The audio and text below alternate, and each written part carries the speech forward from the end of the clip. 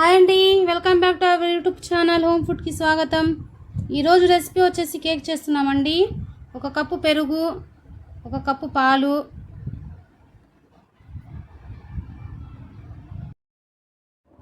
కప్పున్నర గోధుమ రవ్వ వేసుకోవాలండి.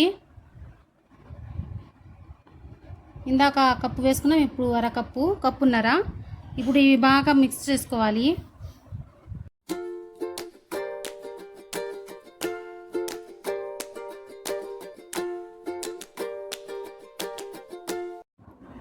మొత్తం కలుపుకొని అరకప్పు ఘీని వేసుకున్నామండి.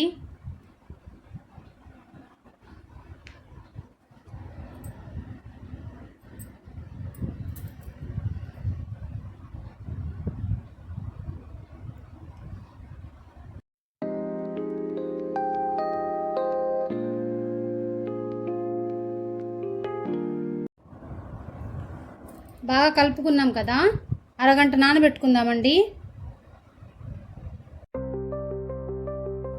30 నిమిషాల తర్వాత మళ్ళీ కలుపుకుందాము.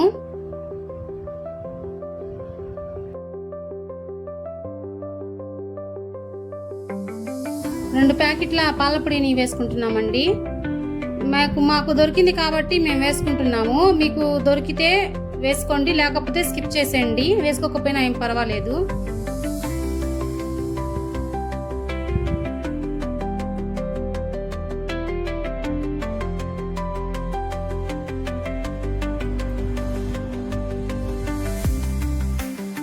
గట్టి పడిన తర్వాత కొంచెం గట్టిగా అనిపిస్తుందని చెప్పి మేము కొంచెం పాలని వేసుకుంటున్నా. నేను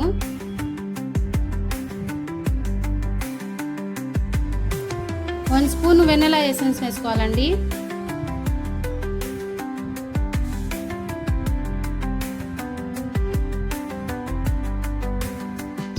బాగా కలుపుకోవాలి.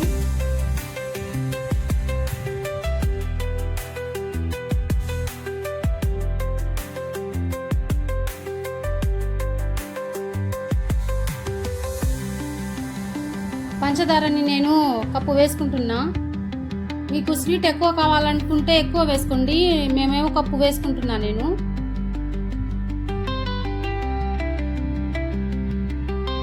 బేకింగ్ సోడా 1/2 చెంచా. ఇప్పుడు ఇంకా నెయ్యిని గిన్నెకి రాసుకొని మిశ్రమాన్ని దాంట్లో వేసుకుందాం. నెయ్యి బాగా గిన్నె మొత్తం అంటుకోవాలండి.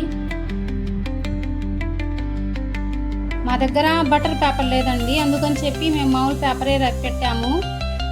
దానికి బాగా నెయ్యి అంటిస్తే మాడిపోకుండా ఉండిద్దండి, లేకపోతే మాడిపోయిద్ది. అందుకని చెప్పి నెయ్యి బాగా పుయ్యాలి దానికి. ఇప్పుడు మిశ్రాన్ని మొత్తం గిన్నెలో వేసుకోవాలండి. మా దగ్గర కేక్ చేసుకునే ప్యాన్ లేదు, అందుకని చెప్పి నేను గిన్నెలో వేస్తాను. నేను ఇడ్లీ పాత్రని తీసుకున్నానండి. అందులో గిన్నెని బొల్లిచ్చి పెట్టాలి. దాని మీద నుంచి ఈ కేక్ గిన్నె పెట్టాలండి. దీని మీద ఆవిరిపోకుండా ఉండడానికి బాక్స్ పెట్టి 30 నుంచి 40 నిమిషాలు పట్టిద్దండి. చూడండి కేక్ ఎంత పర్ఫెక్ట్గా తయారైపోయిందో. ఇప్పుడు ప్లేట్ని తీసుకొని కేక్ని తీసుకుందాం.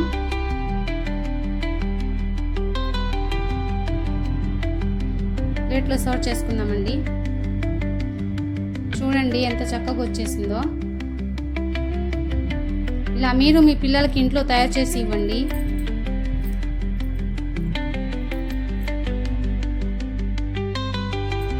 చూసారండి, ఇంట్లో ఉన్న వాటితోనే కేక్ని ఎంత పర్ఫెక్ట్గా తయారైపోయిందో.